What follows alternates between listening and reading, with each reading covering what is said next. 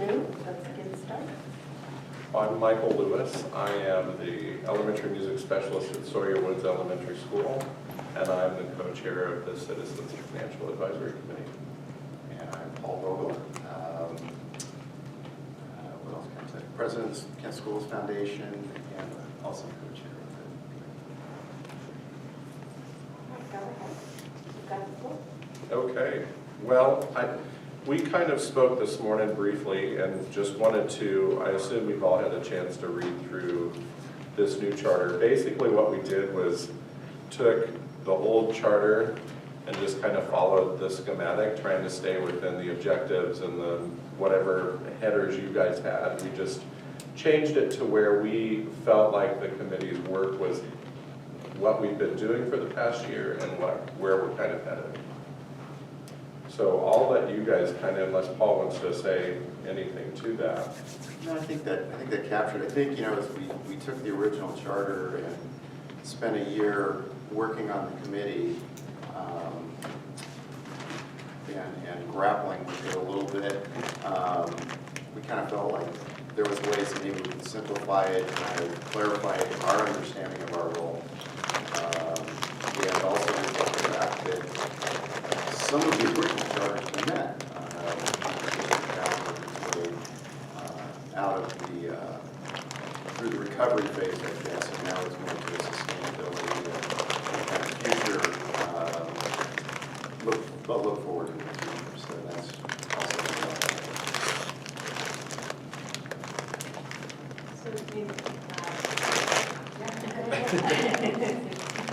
So I was trying to compare the two, and from what I see, the only I don't see any major changes to the charter. I see the same charter changes and tasks, but I do see that the duties of CPAC is sort of reflecting with the objective.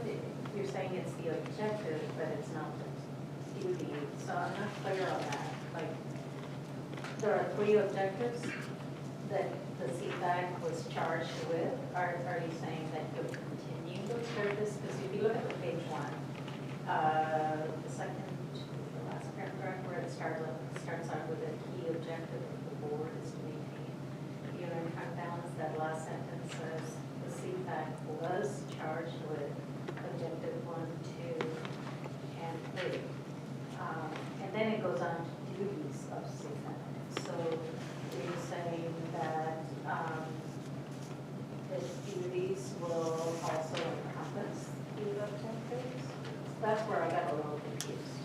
But it looks like there aren't any substantive changes from the old one. It's just that you've got it broken down to objectives and duties.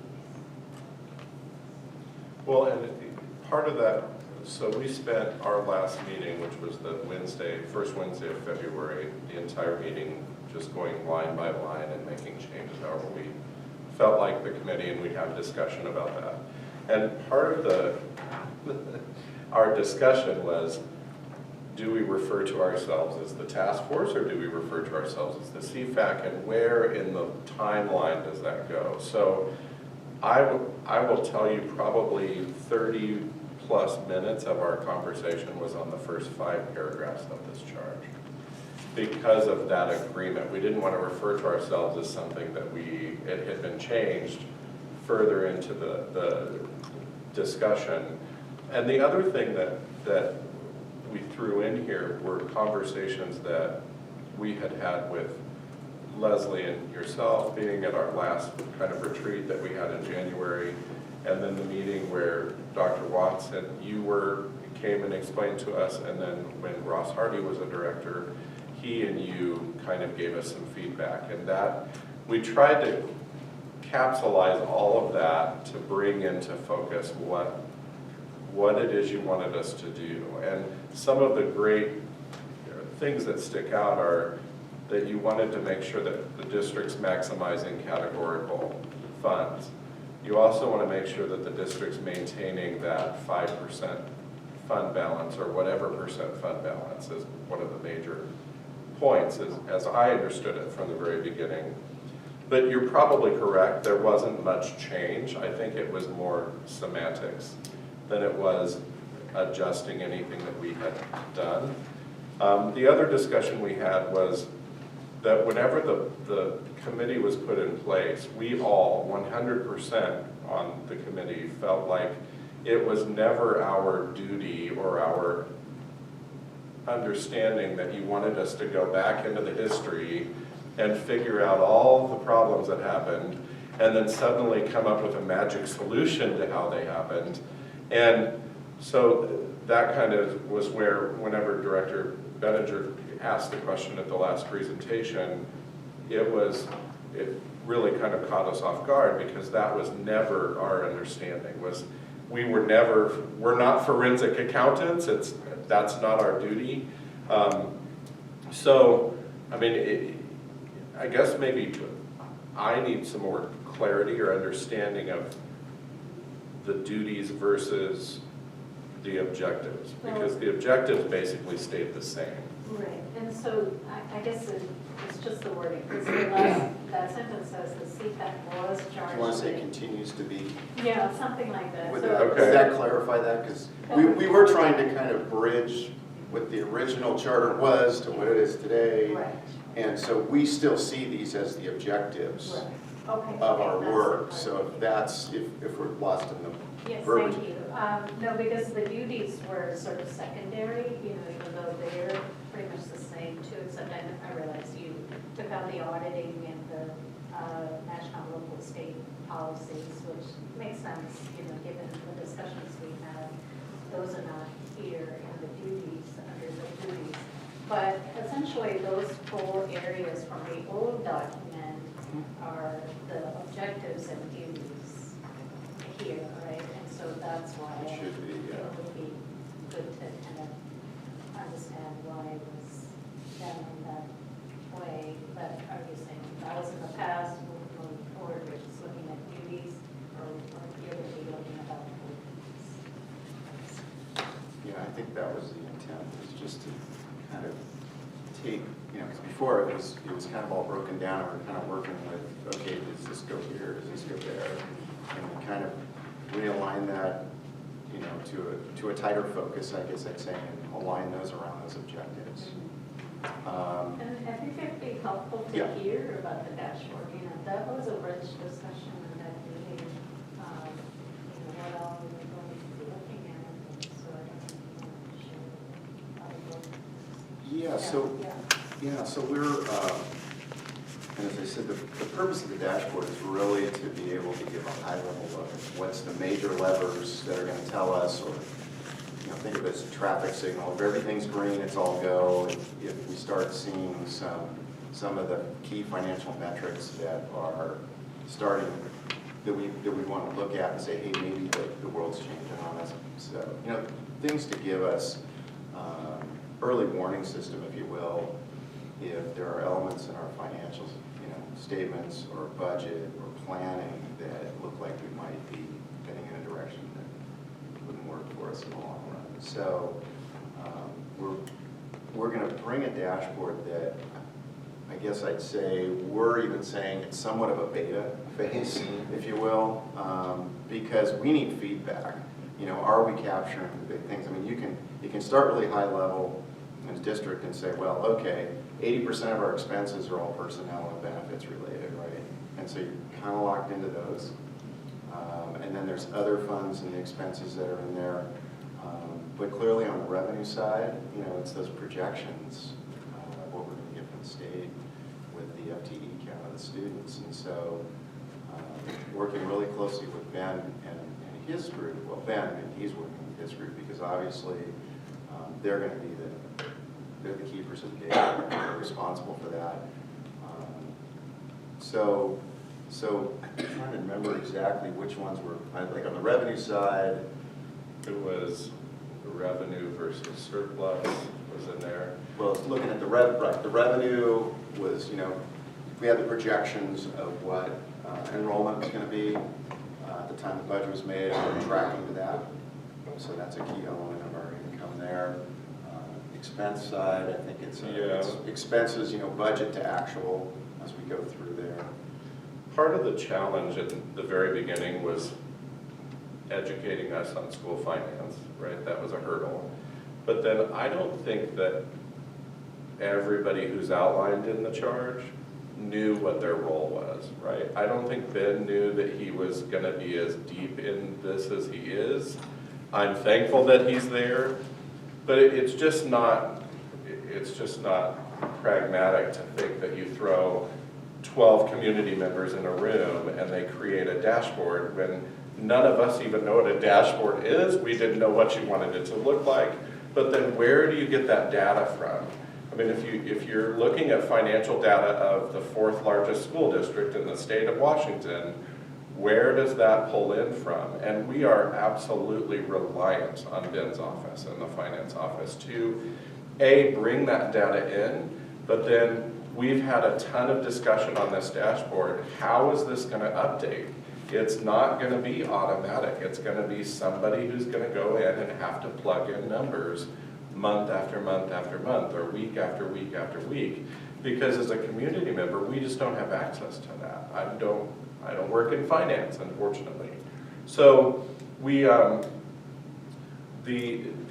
Paul said, we're just now to the stage where we have given Ben the directive to, we need a dashboard of something in form that we can now meet about and discuss so that we can figure out how this is gonna work. We've had discussion about what do we want the markers to look like? Is it a speedometer type thing? Is it a colored type thing? And how many categories do we want to show if we're in the red or if we're in the green? And down to and including what colors we want on the speedometer. I think we chose a speedometer set of dials for Well, the we're trying to do dashboard. something that isn't gonna be manual. It's gonna be efficient. You know, we don't want Ben to constantly have to reinvent the wheel every time he's gonna present this, right? Or present it to us and subsequently to you. So trying to find, efficiencies Right. of automation that go with that. But I did find in my notes, so, it's a little bit of a Goldilocks process, how granular do you get, how high do you get? But we're starting kind of at the, tracking actual to budget over the course of a year.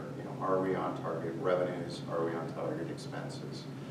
The general fund balance, and we're trying to come up with the right gearing for that as to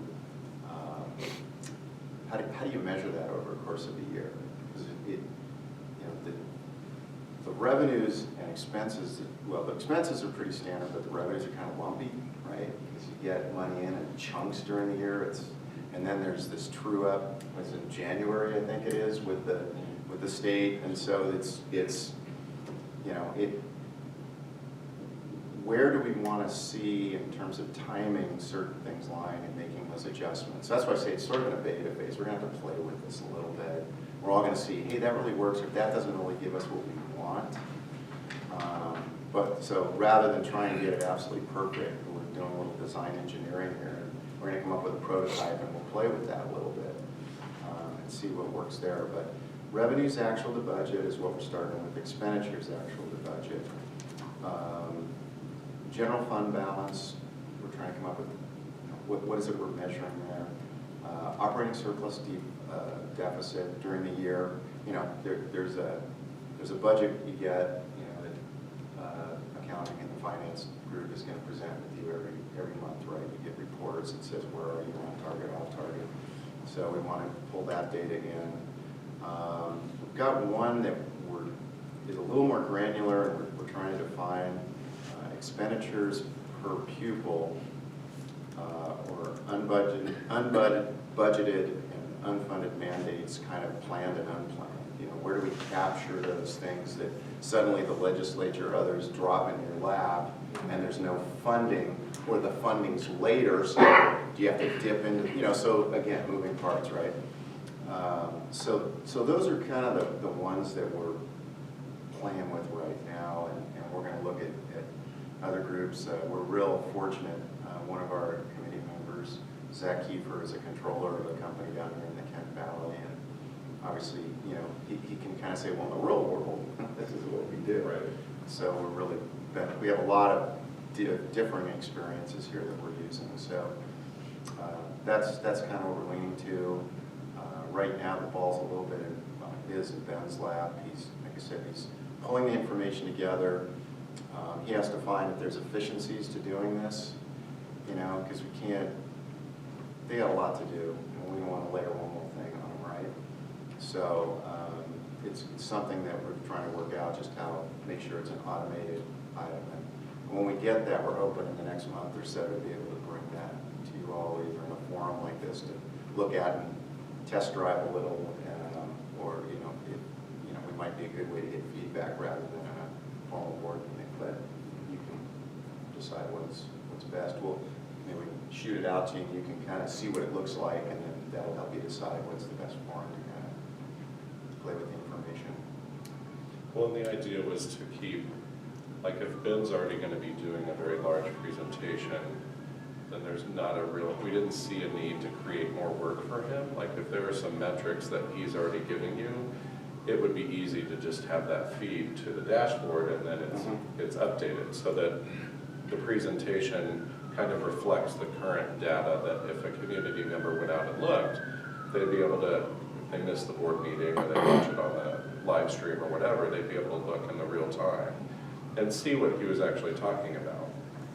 We also didn't want to, right in this discussion, alarm the public. You're dealing with learning levels from here to here, and you don't want to throw something out that's going to overwhelm the community, because then if that's the case, it's not going to be looked at. They'll just never go to it because they don't understand it.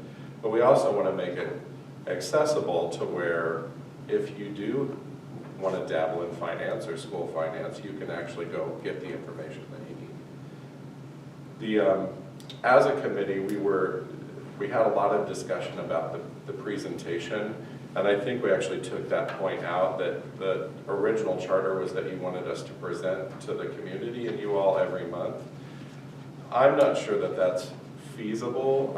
I certainly don't want to waste a bunch of people's time standing up there giving you information month to month that's the same information.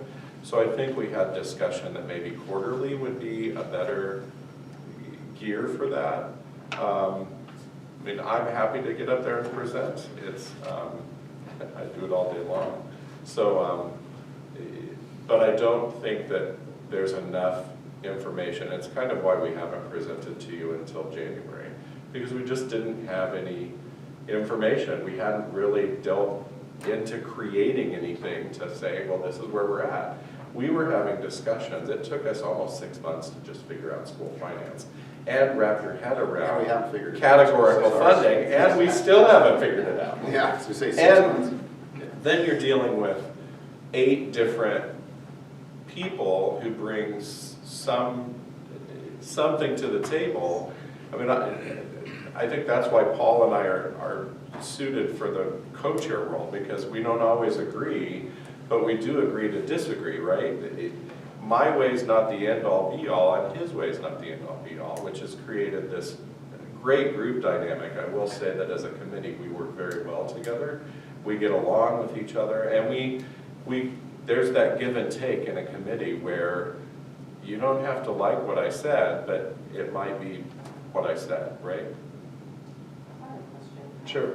So it sounds like, and I just want this for clarification, because what it sounds like is you will be, so Ben presents to us, right, he gives us the update. So, and it sounds like that same information is what you will be putting into this dashboard, right? So I'm trying to figure out,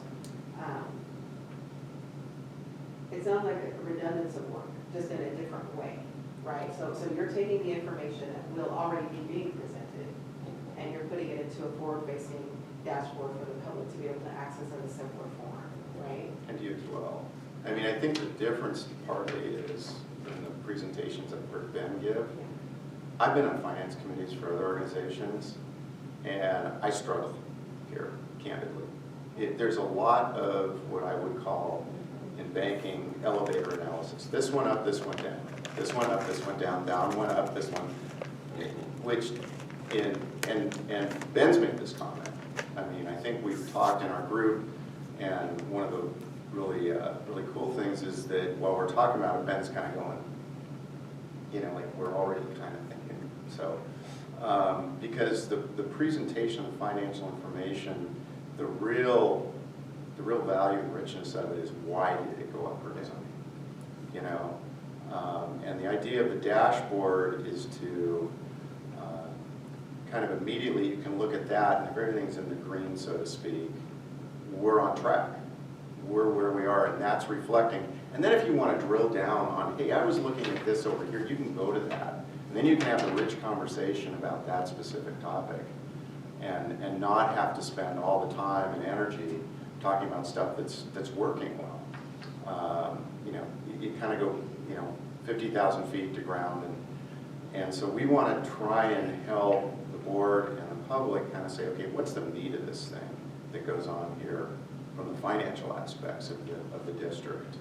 You know, and then all of you as board members can wrestle with, okay, what's happening here? Is this reflecting our priorities? Is this is this budget enabling us to deliver, you know, on what our promise is? And so I see them as complementary, not really, hopefully not repetitive in that respect. Next question. So when you talk about the why, will that be accessible on the dashboard? That's the idea. Okay, so that's what I was trying to get to. So on the dashboard, someone could actually see, okay, so this month, this revenue changed from last month. And Or this revenue, we expected it to be this at this point, here, and it's here. Right. And then there's commentary that says why. That was- And it may be because we haven't received all of our revenues, they were delayed in Okay. coming from the state, or we're expecting this. That's the richness of the conversation, is the why question. That's what I was gonna say, so I'm just trying to Right. think, so maybe like covering over this piece of the pie or piece of the speedometer, and then there's like an explanation to say, or whatever that looks like. Right, we're trying to figure I was out. trying to figure out what that looks like. Yeah, but that- and Ben gave us kind of, I don't have it with me, but he had an example of that that kind of showed the dashboard gauge, and then the explanation of where, if it was, you know, if it was off, why? Because that's what you want to know. And when do we get back on track? Or do we? If we don't get on back track, what are we going to do? So now, my other part of the question is, so thinking about, I understand what you're talking about, who's gonna do this, who's gonna monitor this, like, what does that look like, whose job will that be? And then also, I could see the public possibly having questions about it, so that they would be directing those questions to whom? I'm assuming that's a part of your system too, is if they do have questions, what would that look like, and then who would be responsible for answering those questions, or where would those questions go? Because I'm sure there will be.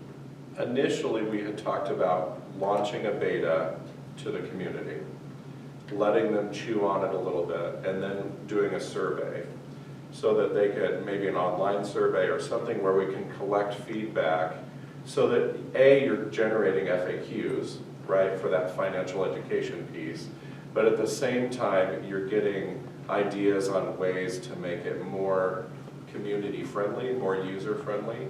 And the committee has always felt like we were twofold. We want to show this dashboard and the information and the data to the community, but we also have an educational role here, right? We need to educate the community on what they're looking at.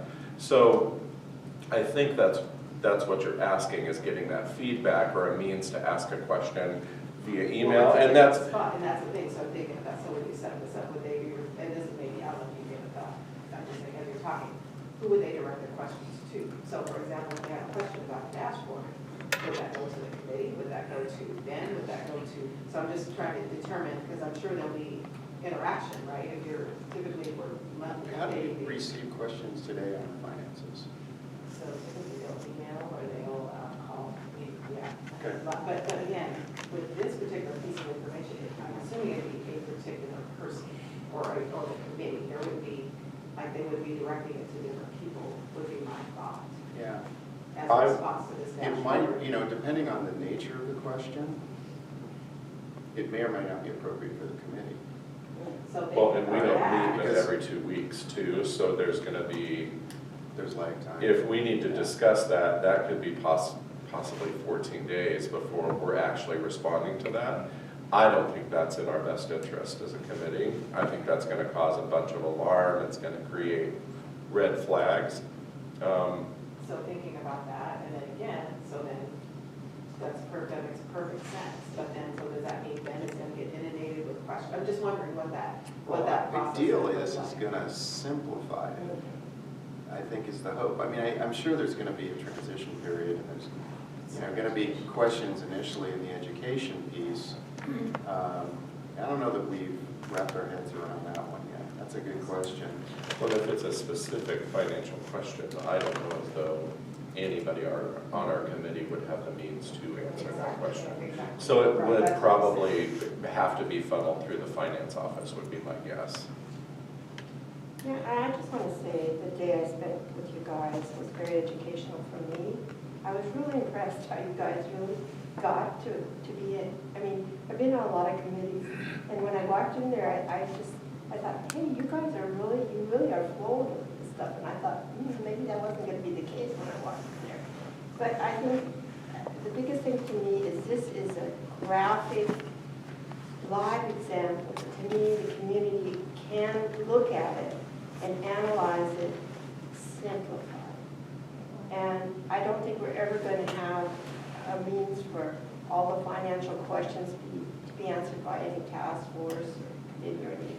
It has to go back to the school district. And I honestly think it's going to minimize, perhaps, hopefully, a lot of the questions because it's more open, it's more simplified. They can look at it. They don't have to be a genius. Especially I like those explanations when you hover over it. I'd be really interested to see how unfunded part of that is going to go, and how that to me could be interesting. How are you going to project that in the future, get that back and stuff? But I just want to applaud the work that the people have done for a year. Really appreciate that. So.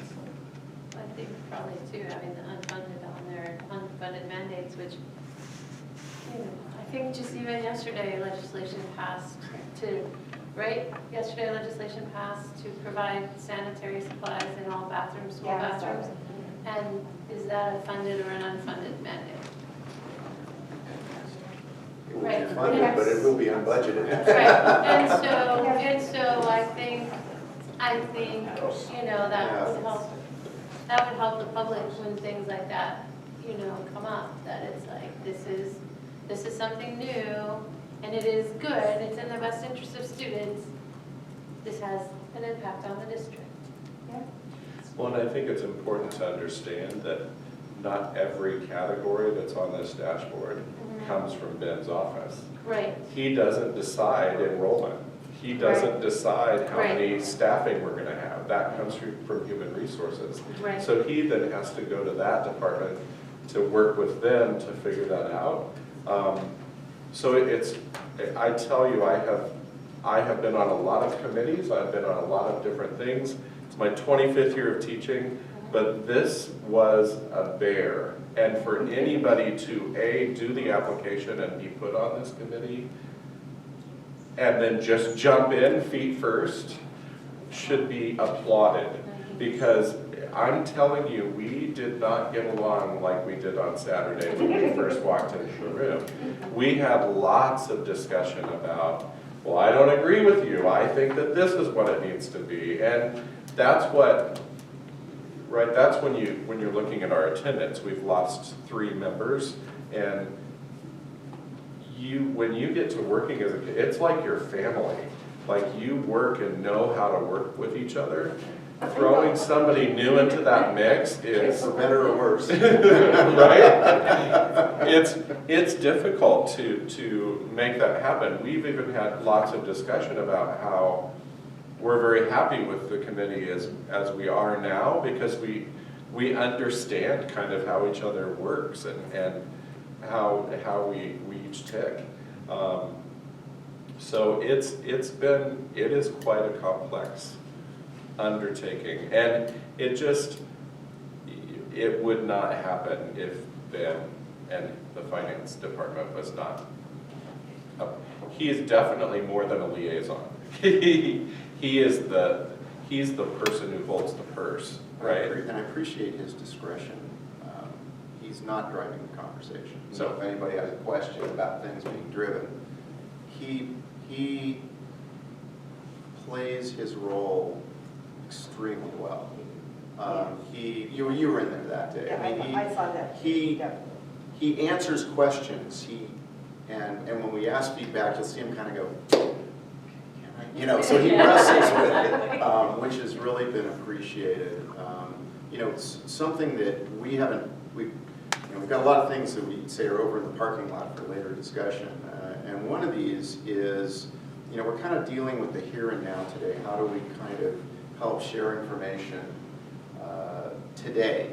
You know, so as we're kind of operating within a budget cycle, and you're just, I guess, just starting that out now. So this is probably pretty timely, but it's just, you know, okay, so the next, you know, as we get a little more robust in this, what's going to happen looking out 2 or 3 years?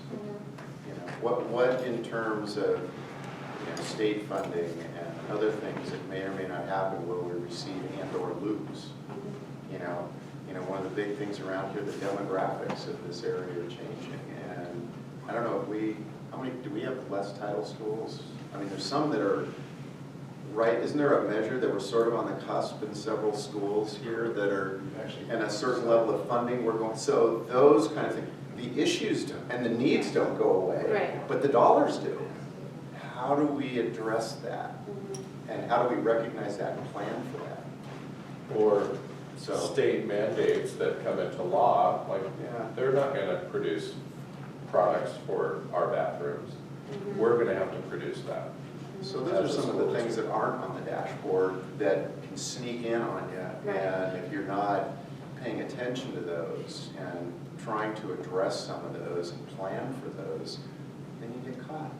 So you said something about sometimes Ben has to go to HR or something else. Would it be helpful to have other representatives in the room when you meet to avoid that, you know, game of telephone where it's like, okay, that's something that we're gonna need from HR? Would that be helpful, not helpful? I don't think it would be helpful. Yeah, and I don't want to just drag somebody in, Right. you know, to do that unless it's a real use of their time. And it's nothing that's slowed down the work of the Okay, committee. okay. And when, you know, Ben said, oh boy, I need to go check in with somebody on that, we get a response really Okay, quick. okay. So the team is Yeah. really on board. I just wanna make sure you No, have all thank the you. tools necessary. Yeah, we have the to- resources, I think. Yeah. I think I feel good about that. Pages on ESB had mentioned something that's still, because that was the original, but to have somebody there to kind of Yeah, make sure that. yeah, I spoke with John Welsh, thank you, Welsh. And he did give me a name, and I want to, Julie, yes, and I want to have a conversation with her, you know, and bring Mike into the loop too. I think, you know, it's a valuable resource. When you were thinking about adding someone from that group, what were they, did you see them bringing to the team? Well, I guess I'd ask. there was, I think it was Tim's suggestion that somebody from Puget Sound KSD, their dashboard should sort of be, mirror some of the information that our dashboard is getting. And so that was sort of a cross-check. And then they would also serve as advisory to your committee if you needed outside advisory, they would serve as that. Okay, So that was sort of the, okay, I think Ben can explain that more better. okay. But Tim Garshow, he had come in and done a whole, I think, 2 or 3 work sessions with us from most of his. I don't know all the players. Yeah, he was a former superintendent, and he had suggested how to structure this whole committee. Okay. And that's where all of the specifics in terms of, you know, who would be on the committee and all that, Okay, okay. who would represent. All right, that's helpful. Yeah, I didn't understand. I wasn't in on that conversation, so very open to, he's open to continue those. Yeah, and we can, yeah, if it would be helpful for you, Yeah. you know, he's open to coming back. In fact, we should invite him. He had asked that he be invited to the very first time that he presented. Oh,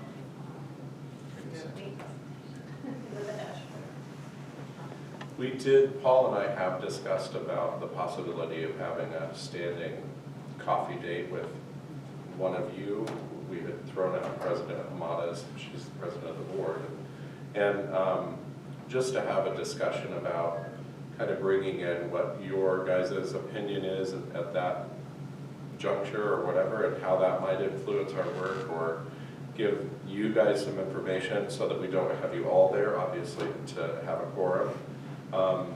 And there was some, Paul and I are okay to do that, and it just would be kind of up to you guys if you would want to do a round robin and once a month have a coffee date with us and sit down in a more casual environment. Well, actually going through these policies, it says that we are supposed to appoint on every committee or commission or task force a representative from the board. We haven't got to that policy yet. Very timely. We're updating today, but it does say that we're supposed to appoint a board member, and it could be rotation. Yeah. But you don't have a board member on here. No? Well, no, it's not a big, it's a board appointed committee, and we haven't historically had board members, but in that policy, I think that was a suggestion. So we can discuss that. Well, and our discussion wasn't to have you come to one of our meetings, but it was to just sit down and have a discussion, a conversation, more of a chat, less of a formal meeting as a committee, to just flush out questions or get information. And if we move to not presenting to you all every month and doing quarterly, it might be a great way to convey information between the board and our committee, so that there's not a length of time where you just are in the dark. The other thing that has been very confusing, and there's a learning curve, is whenever we make a change, nobody has explained to us that we need to send it first in a work session. No, we're learning. You vote on it in a regular board meeting.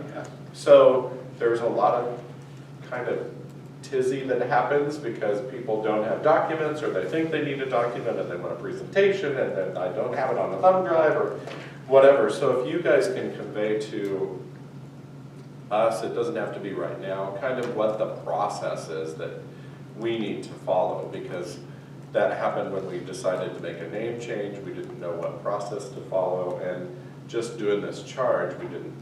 I was planning on presenting about the new charge next Wednesday, but I'm not even sure that we need to do that if we're already having a discussion, and you're going to discuss it openly in the meeting. Well, the change has to happen when there's any significant change in the action plan, because as of the previous board voted on that. So the name change obviously was important, so we had to vote on that. But that's why I wanted to clarify on this, that I don't see significant changes. I just see that there are a couple of things that are deleted, for example, and I have a question on that. Please.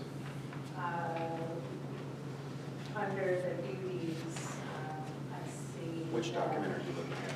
Well, on the new duties. Okay. There are 3 bullets there. Yes.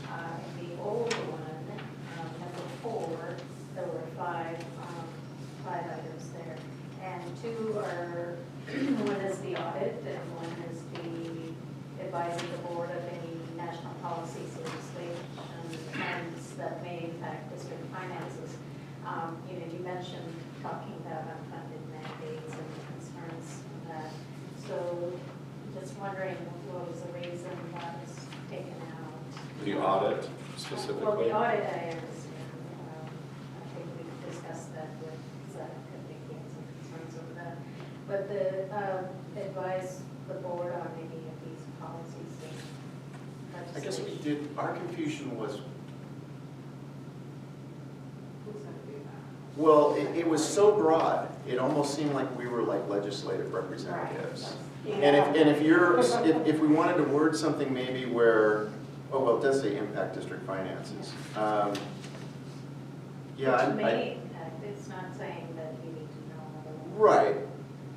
policies and legislation, but I mean, like unfunded mandates. you yes, just yeah, talked about. yeah, So yeah. how did you learn about the unfunded mandates? Because I think that this could be, because So I know like school district employees, right, get information from OSBI, all about these information, but how did you learn about that? Because I'm wondering, how would you have access to that information? Are you signing up for the OSBI newsletters? Are you, I mean, I'm That'd be a just good idea.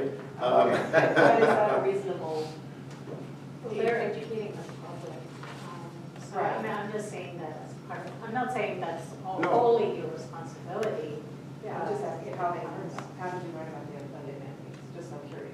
I think, I think through our conversations largely with Ben, where we'd say, well, then we get this, so we're all of a sudden the antenna goes up and says, oh, how do we grapple with that? Well, he basically talked about it, right? If you're short in this categorical fund, you can move categorical funds to help intercept that. Or maybe you need to borrow from the general fund to intercept that, whatever that. Because it's impossible to forecast every change that's headed the direction financially.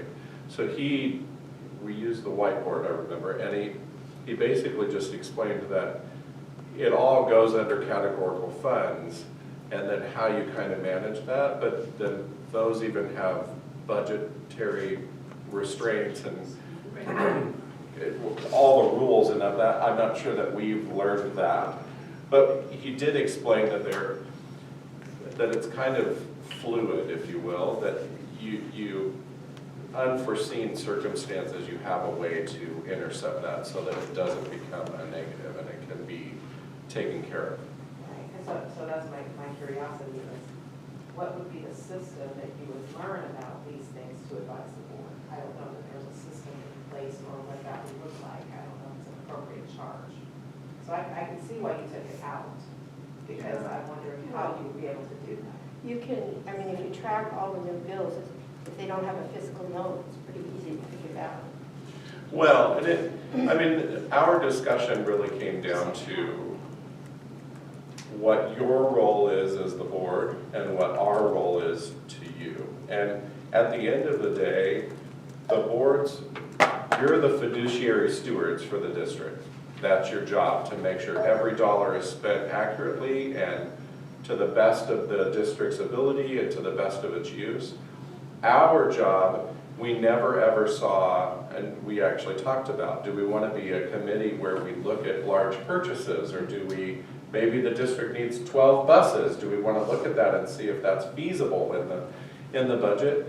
But as a community organization or committee, we just don't have those tools. We're reliant on those tools from Ben, who's already presenting to you that information.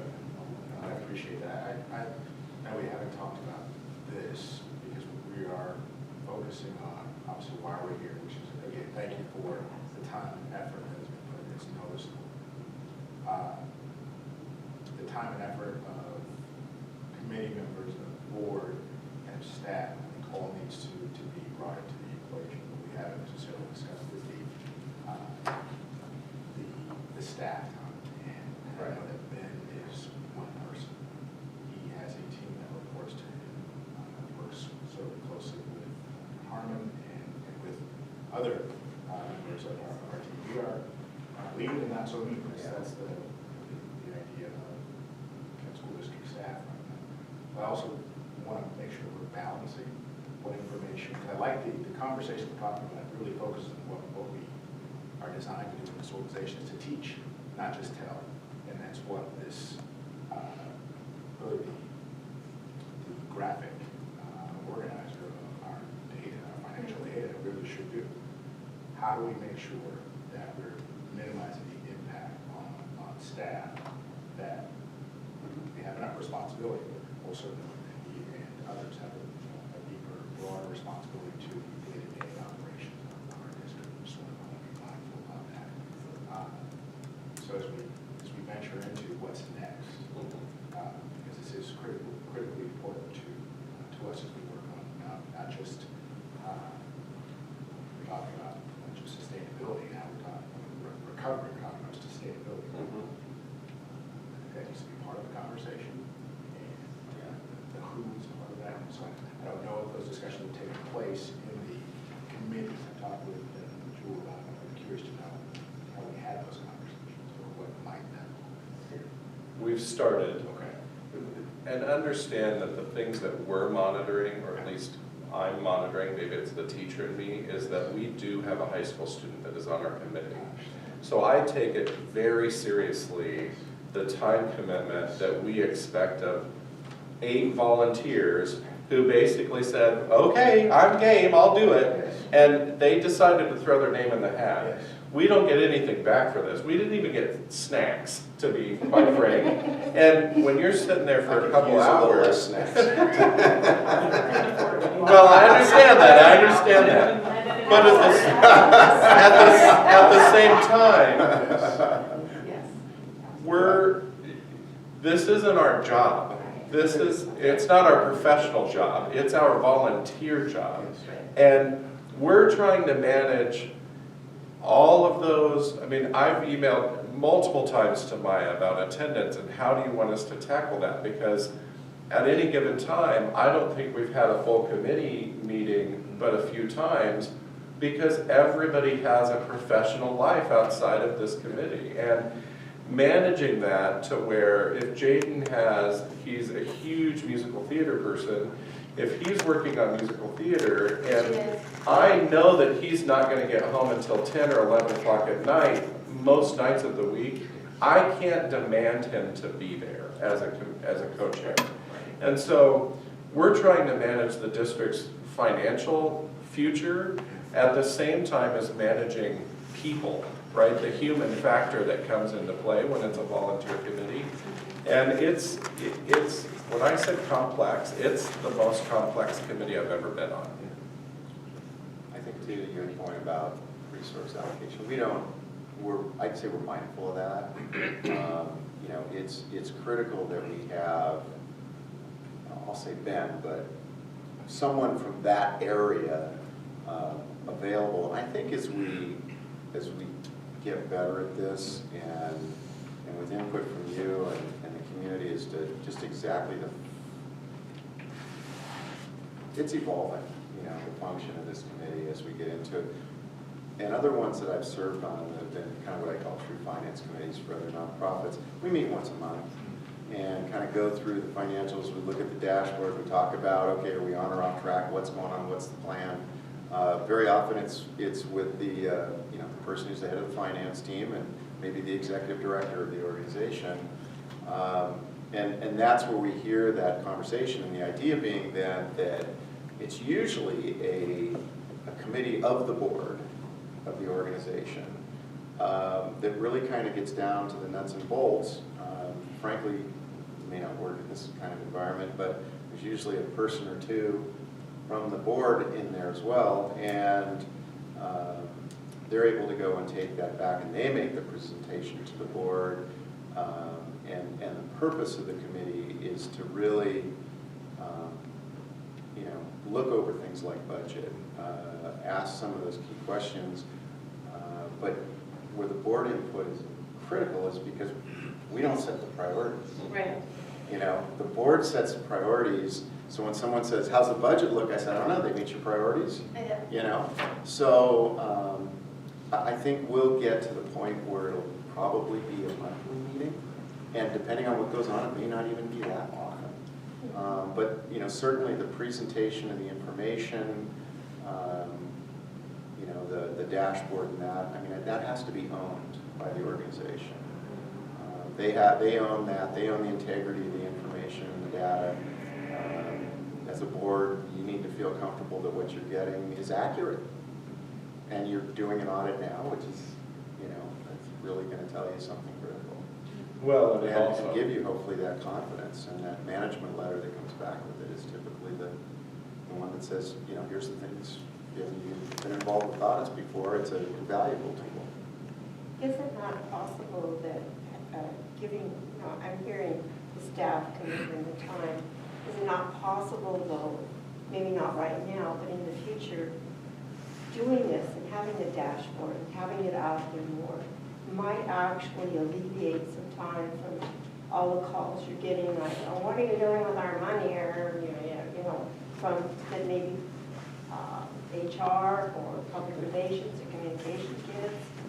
I mean, maybe not, maybe I'm optimistic, but also even other parts of your staff, if they could look at that and they're not geniuses about, if it's simplified and they see all that, it might say, oh, I can see why I can't do X, or I couldn't put that in my budget because it's just not going to happen with all that's coming down. To me, it looks like it'd be helpful to reduce staff time in the future. Well, Maybe not and right already now. what we're but- talking about was already in play with Ben, because when we start talking about a dashboard, and I'm sure you're aware of this, he said, well, here's kind of what we were looking at, so it's not a new concept for the organization. And Tim had, Tim had mentioned, you know, when we were structuring this, that one thing he made clear is that the superintendent and the board members not be part of, you know, these committees because it's important. At that time, it was really important for us to build trust in the community. And so that detachment needed to happen. And so we were really mindful of that, and so that's why we really use the word empowered the group to make the decisions in terms of, you know, how they wanted to manage after laying out the framework. So I just wanted to. And I would say to that end, I have not been, so although I supervise Ben, I have not been involved in that. He and I have weekly one-on-ones. We don't discuss that group and the work that happens for the same reasons. So I understand that trust needed to be established, and it was something that was running per the committee. The question that I had from the beginning of this was, how would that committee get that data? They can't get that data without staff. They don't trust staff. And it became really difficult in coaching and talking to Ben about what was initially not a direct expectation that he attend meetings, and him attending at first because he wanted others to be informed and he wanted you all to have a good working relationship and a clear foundation of what needs to be done, to it being an expectation. Not implied from his boss or the superintendent that he then attend these regularly. And sometimes they were occurring in competition with board meetings where he actually was on the agenda, and then staying out of it. I also want to, although I agree that in the long run this will be a benefit for transparency, help others maintain and understand. And I have to say, in fairness, that the number of calls and emails have been reduced significantly in terms of burden on staff and answering questions. Doesn't mean we're done. But it's not that piece, so we are a very slim finance team. And not to get into details of this because it's a public meeting, they are actually having they're staffed with some health issues that have them out on some short but longer term medical leave. And so when you're down 2.5 team members and these things come in, we are at a point, we've had conversations, I've had a conversation with the superintendent about just needing to put in some temporary staff to be able to meet the obligations of the district.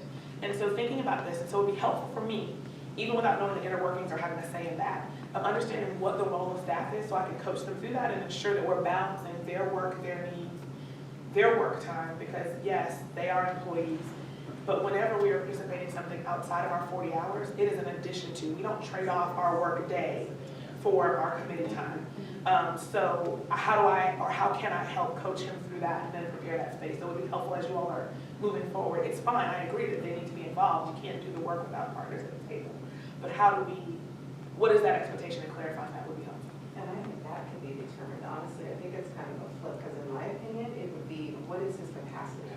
Because I don't know that, that would be my question, what is his capacity? Because it could, bi-weekly, I don't know what that looks like, but bi-weekly meeting might be out of his capacity. So I think we have to be aware of that piece as well. So to be respectful of Director Daniels, it was difficult for me to engage in that conversation with the board or the committee about that when I wasn't involved in that. We weren't a part of the conversation in the development. So I didn't have a role in being technically a supervisor with pushing back and saying, okay. But you should, that's what I'm saying. Right. You should, because you know his workload. He knows his workload. So I think that our expectation can't supersede his ability to work past his 40. How much he can work past his 40 hours. That's not really our purview to say that. So I think that, again, you, or you working with him, he needs to have a voice in what his capacity is. And I don't think he needs to be, I'm sorry, at the whim of the board to say you need to be here at this time because we need you here, or at the whim of the committee, not that you Right. do that. No, But I'm just no, saying no. that I think that there needs to be an expectation set that's realistic, that honors his work and honors the needs of your department. Well, here, I don't know, when we set out the charter, we didn't say it should be that. We said it should be executive the director of finance or he'll be assisted by district staff as needed. But yes, he does need, I mean, he has all the knowledge, so we depend on. I could maybe offer some clarity. So when we first met with Ben, he was very, very forward with us and saying, Wednesdays are good because I'm here, I've already expected that I'm gonna be here a late Wednesday, right? So then, every time we have met with Ben or every time he has come to our committee, we are incredibly flexible with his time. If he says, hey, I can only be there for 45 minutes, I need to get out because I gotta go pick up my boy at baseball practice or whatever he needs to do. And we have always put him at the front so that we get the information that we need. He zips out the door and we continue our meeting. He's been extremely generous And with his very, time. I do very. need to acknowledge that, though. He's been extremely. Right, and to be fair to the committee, I'm not saying that they put a burden on him of demanding that he be there or making it uncomfortable for him to be Right. present. And he has not expressed to me that he is resistant to being there or resents being a part of that committee. What I'm saying is that as we get to this place of development, as he is preparing pieces of information for that particular work to support what is also a district priority and is important, how do we balance that when the team is smaller and what that looks like? And so having that specific guidance, the other piece of this is, yes, he can designate someone. The gift of sending an administrator to something like this is that we don't have to pay overtime, so we want to be cautious too. So keep in mind that when in the midst of all of this was happening, there are things that we would have liked to have done. Because sometimes the person that has the technical expertise and truly the piece of it isn't even there. But sending that person outside of their 40 hours and not being willing to compensate them, or at the time not being able to financially, wasn't feasible. So as you all make this shift, just considering something that would be helpful, and then it would give us operational guidance of then how to support that work. Which is also the discussion we've had as a committee, and tagging on to what you said, is that's kind of why as a committee, we've made the decision that we're happy with the group that we have. We have worked so hard, so many hours have been poured into just understanding this. I would hate to even have a PSESD person come in and then we're rehashing out discussions that have already happened, or we're bringing them up to speed. That's a waste of time. It's a waste of time for them, it's a waste of time for the committee, and it's just gonna take us backwards.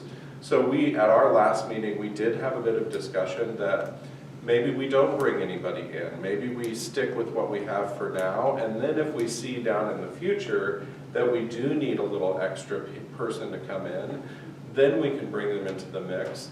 And we are thankful to Ben. It's also that same thing as well, right? He's gonna have to, if he brings in one of his subordinates, he has to explain to them everything that we've been doing so that they're up to speed. Otherwise, we end up going backwards instead of forwards, and we don't wanna go backwards.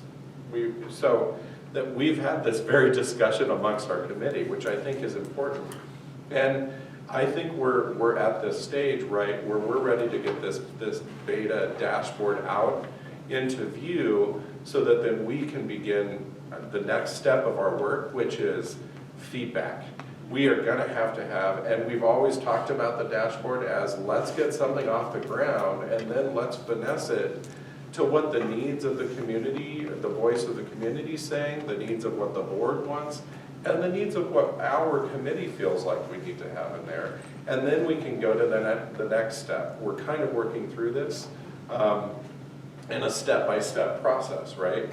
We originally, I think, came into it with all these rose-colored glasses on, thinking, well, this is gonna be easy, no problem here. Yeah, totally not. Maybe you did. Totally I'll not. do it. Go ahead, go May ahead. I ask the committee and the board's perception of ways to facilitate making the dashboard kind of creation, getting it up and running easier? So it was, Ben was rather proud the evening that you all presented and talking about the dashboarding that was like the beta that was ready, and like when that was going to the board and how you all came to an agreement on that. And then he talked just briefly with me about the number of hours it took for him to develop the beta. Same with us. And, yes, and so there are ways, and I understand, like I said, politically, it wasn't the right space and place to talk about that as a district, and I understand trust is still being